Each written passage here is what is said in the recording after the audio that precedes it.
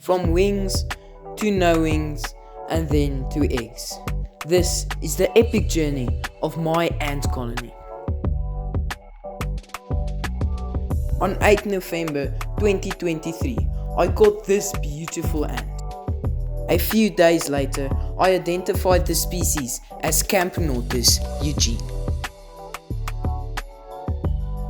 There were a lot of other species that had a nuptial flight that night, including Camponotus maculatus, Camponotus aeropubens, and Camponotus vestitus.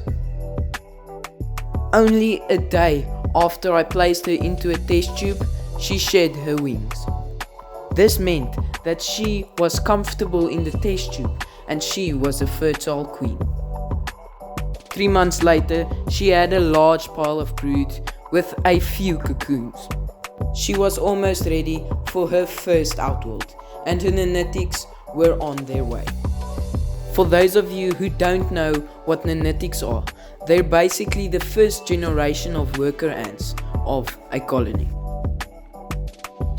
This was her setup a few months later. She had 6 workers at the time and a lot of brood for the size of the colony.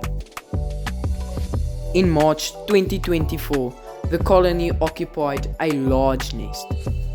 The colony exploded in numbers and they were growing a lot faster than I expected. At this moment, the colony was at their best and healthiest of all time. But unfortunately, something happened that I did not expect and was not prepared for.